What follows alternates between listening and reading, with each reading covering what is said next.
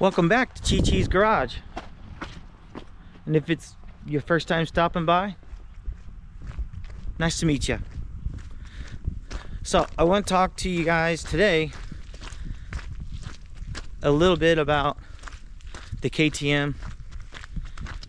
I still got a few parts to pick up. I'm gonna go run some errands and see what I can get for it today, but it's getting close. The weather is nice right now, but it's fixing to get brutally cold. So I'm not gonna be doing much in the shop. So that's kind of what I want to talk to you about. The shop. It's a disaster. When I come in here, I'll show you what I'm talking about. So this shop, I built it like, 4 years ago. And it was a dream of mine to have a building like this to work out of. We didn't have this when we were kids. Me and my brother would work on cars out in the gravel, under a tree. That was America back in the 80s. We're all spoiled now. Maybe not all of us, but a lot of us are. And I've been fortunate enough to be able to build this shop. But my parents, my stepdad, he had a little garage, a little brick building, little one-car garage. It was big enough I could get my V8 Vega in there, and that's about it. And you could barely squeeze around. Luckily, back then, I weighed like 140 pounds and was skinny. I probably couldn't walk around that car now, unfortunately. That sucks. But anyway, getting old sucks. But he would keep that garage locked. Now, he worked for a company called, maybe you've heard of them, McDonnell Douglas. Back in the day, they made jets. And then they merged or got bought out, sold, I don't know, to Boeing. And he worked there for like 30 years, retired there, and he was a tool crib attendant.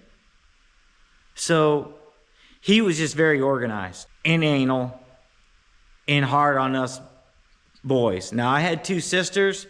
They were little angels.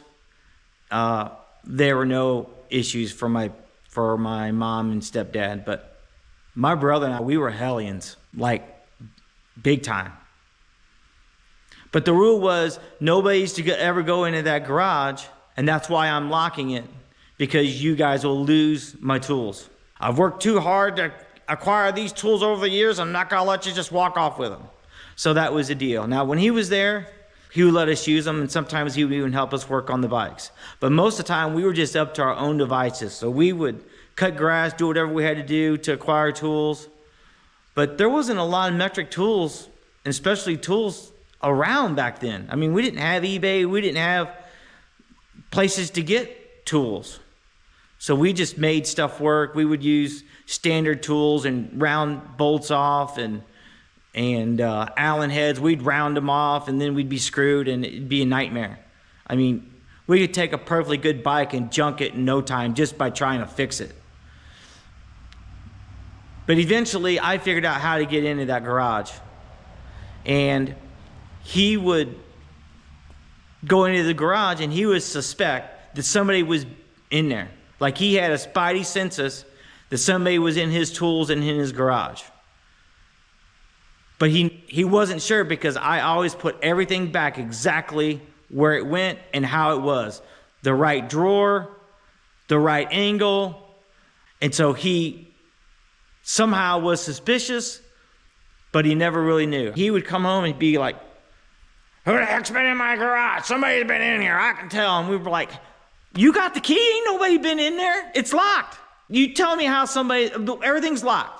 How would somebody get in there?" And he'd look at the locked windows, and I'm like, "How can you lock windows from the outside? If somebody unlocks it, it's..." And he would always scratch his head. He could never figure out how and when, but I had a way that I got in, and I would borrow tools. So my whole point to that is I have the capacity to put things back where I got them, exactly the way that I found them. Now that I'm in my 50s, it's a bridge too far. So I'm gonna kind of give you a little tour, and you guys tell me if you roll this way. I know guys that are awesome mechanics and craftsmen, and they got stuff and crap scattered from here to Lebanon. And I don't mean Lebanon, Missouri. I mean like Lebanon, like in another country. And those guys are efficient. They're talented. Somehow they make it work. I lose my mind. I mean, I must have 4 or 5 10-millimeter wrenches. And when it gets like this, I can't seem to find any of them. Yeah, I mean, maybe 1 or 2 of them might have sprouted wings and flew across the shop. But this is kind of how I'm rolling right now, and we're going to try to get a handle on it. So this is, believe it or not, yep, a buffet table. It's got drawers in it, a few miscellaneous things there, zip ties there. Yep, that's a sun drop can. For those of you who have never had a sun drop, you're missing it. You need to get one. I think they're in southern or midwestern states, but I love sun drop. Anyway, I picked up these T-handles. I've been needing a set of these forever.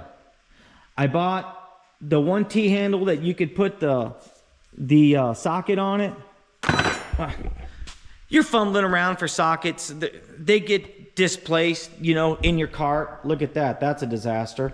So, guys, if you don't have any of these T-handles, they're the way to go. I mean, so I'm going to get those up here somewhere on this wall and get this wall organized.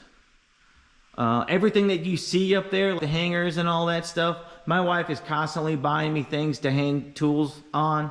So everything that you see up there, except maybe for a couple items, she bought. It's her goal to like turn this into a chef's kitchen. Well, that's never gonna happen. Her house and her kitchen is immaculate. I mean, when she puts pans on top of pans, she puts like a placemat in the pan, so when the pan goes on top of the pan, it's sitting on a cushion. For real.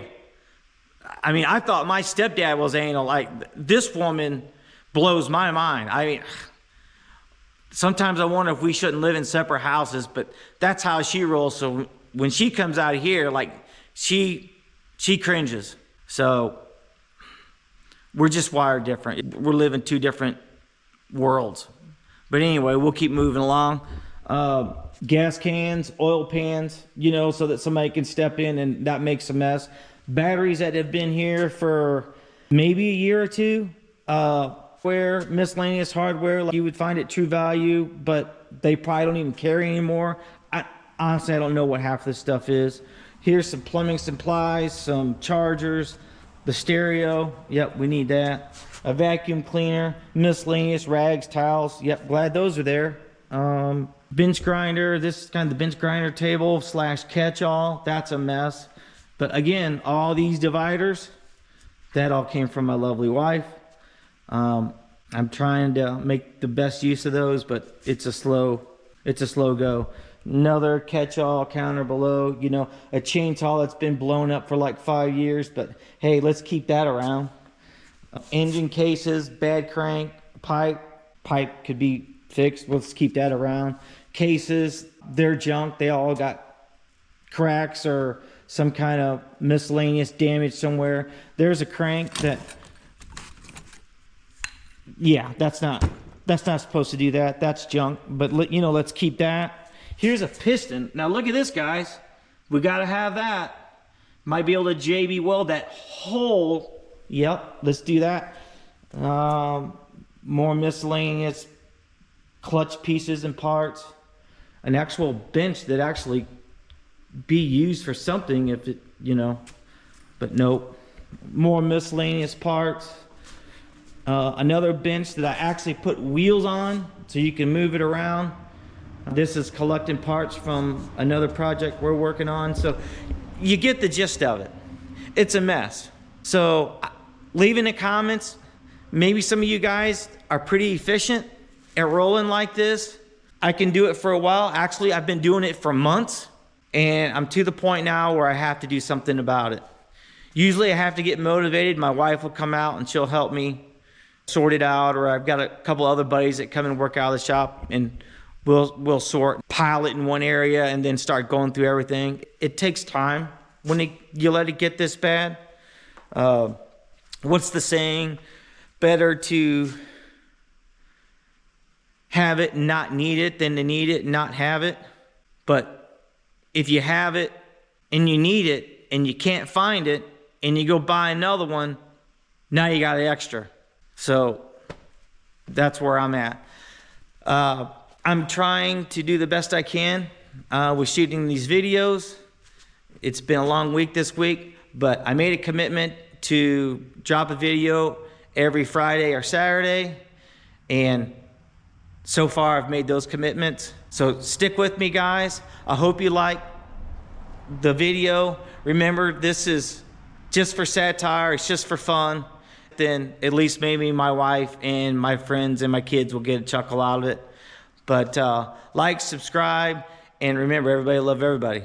We're out. Thanks.